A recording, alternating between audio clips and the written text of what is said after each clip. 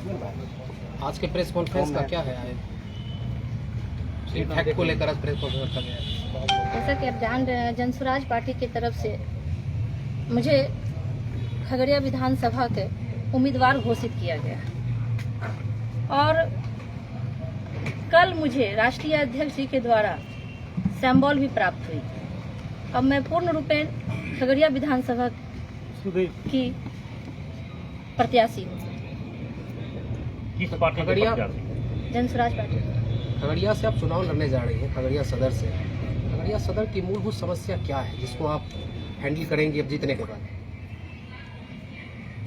मूल समस्या जो भी है, जो हमारे 5 संकल्प लेकर के हम आए हैं, पहला पलायन है, शिक्षा है, स्वास्थ्य है, जो हमारे बुजुर्गों के लिए सम्मान राशि है।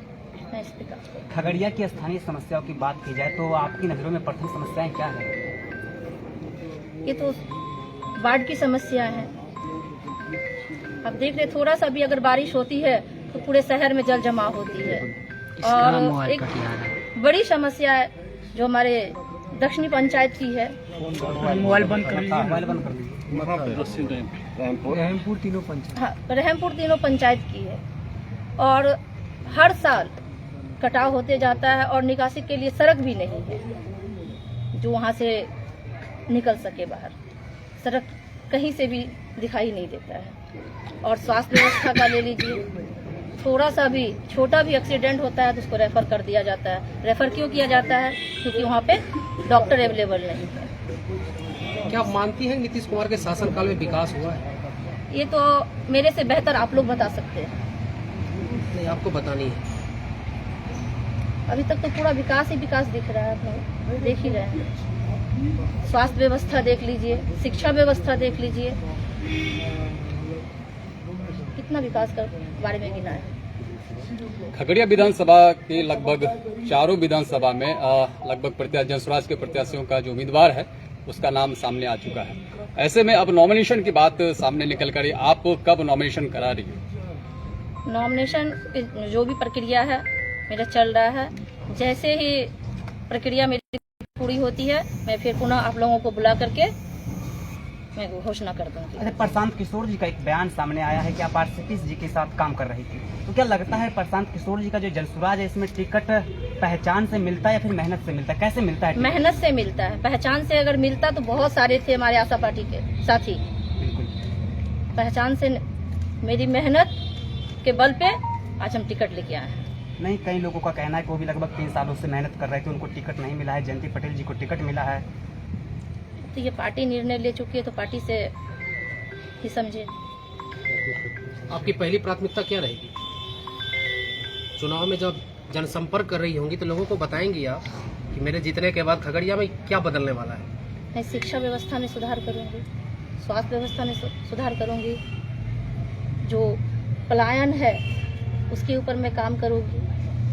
लोगों का रुझान, आप जब जाती हैं जनसंपर्क के, लोगों का रुझान कैसा मिल रहा है? बहुत अच्छा रहा है, बहुत अच्छा है। विकल्प के रूप में देख रहे हैं जनसुराज पार्टी को। सुमन जी, लगातार जो है आप लोगों से भी जनसंपर्क बनाए हुए हैं, क्या लगता है इस बार खगड़िया विधानसभा का रिजल्ट क्या रहने वाला है और कितनी तैयारी है आपकी? देखिए, एक बात तो स्पष्ट है कि इस बिहार की जनता, इस खगड़िया की जनता पिछले 35 साल से व्यवस्थाओं को देख रही है। कभी लालू जी का शासन, कभी नीतीश कुमार जी का शासन। दोनों शासन को यहाँ के लोगों ने देखा है, यहाँ की व्यवस्था को देखा है और एकदम स्पष्ट है कि जो 35 वर्ष का जो शासन रहा, अब लोगों का एकदम सोच बदला है कि नहीं, ये 35 वर्ष का शासन नहीं चाहिए, हमको बदलना है, माहौल बदलनी चाहिए।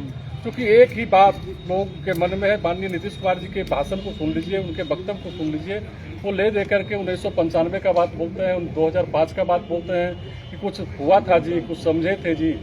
दुनिया कहाँ से कहाँ चला गया, लेकिन माननीय मुख्यमंत्री जी आज भी उसी बात को लेकर के दोहराते फिरते हैं। बच्चों को जो शिक्षा मिलनी चाहिए वो 2005 का शिक्षा व्यवस्था की बात बोलते हैं, 1995 का बात बोलते हैं। बच्चों को शिक्षा मिलना चाहिए कोटा का, दिल्ली का, देश के बाहर का, तो वो उसी बात को लेकर ये जो पिछला शासन था उसकी बात बोलते हैं। तो कोई बदलाव नहीं हुआ।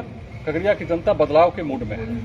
और निश्चित रूप से बदलेगी। सुमन जी, एक सवाल यह भी है कि अब जयंती जी चुनाव लड़ेंगी, सामने एनडीए के भी उम्मीदवार होंगे, इंडिया गठबंधन के भी उम्मीदवार होंगे और कई लोग निर्दलीय भी आएंगे। आखिरकार आपकी लड़ाई किन से है? खगड़िया में एकदम स्पष्ट समझ लीजिए, जनसुराज की लड़ाई महागठबंधन से होगी, इसमें कहीं कोई दो मत नहीं है। क्योंकि इंडिया महागठबंधन का जो कोर वोट है उसमें कोई बदलाव देखने को नहीं मिल पा रहा है, लेकिन हम दावे के साथ कह सकते हैं जो एनडीए गठबंधन का वोट है उसमें बिखराव होगा, उसमें बदलाव होगा और वो वोट ही जनसुराज में शिफ्ट करेगा, ये मैं दावे के साथ कह सकता हूं। और महागठबंधन का जो एक कोर वोट है उसमें हम कह सकते हैं दावे के साथ कि 90 से 95% वोट वो जनसुराज को मिलेगा। सुमन जी, महिला रोजगार के लिए 10,000 रुपया दिया गया सरकार की तरफ से, क्या लगता है कि आपको प्रभावित करेगा एनडीए को? एक सवाल मैं आपके माध्यम से सरकार से करना चाहूंगा और मैं स्पष्ट करना चाहता हूं कि माननीय मुख्यमंत्री जी अगर अपने होश आवास में रहते तो ये निर्णय कभी नहीं ले सकते थे। क्योंकि माननीय मुख्यमंत्री जी के साथ मैं कई एक साल तक काम किया, लगभग 30 वर्ष तक मैं काम किया उनकी पार्टी में। तो मुख्यमंत्री जी अगर होश में रहते तो जो 10,000 रुपया दिए हैं वो कभी इस चुनाव के समय में, क्योंकि नीतीश कुमार जी नैतिकता के सिद्धांत पर ही चले, उनके बारे में ही जाने जाते थे। आज ये 10,000 रुपया चुनाव के समय दे रहे हैं वो कहीं से समझ में नहीं आ रहा है और माननीय मुख्यमंत्री जी तो ऐसा कर नहीं सकते हैं। निश्चित रूप से कोई दूसरे लोगों का ये सुमन जी, व्यवस्था है। अभी आपने कहा कि 35 वर्षों का कार्यकाल आप लोगों ने देखा। निश्चित रूप से 35 वर्षों के अंदर जदयू की सरकार थी और आरजेडी की सरकार थी। यदि जनता का आशीर्वाद मिल गया, मैडम को यदि जनता का आशीर्वाद मिल गया तो प्रशांत किशोर दोनों में से किस दल में जाना पसंद करें? पहला तो मैं आपको दावे के साथ कह सकता हूं कि प्रशांत किशोर जी की सरकार या जनसुराज की सरकार 100% बनने जा रही है, इसमें कोई दो मत नहीं है।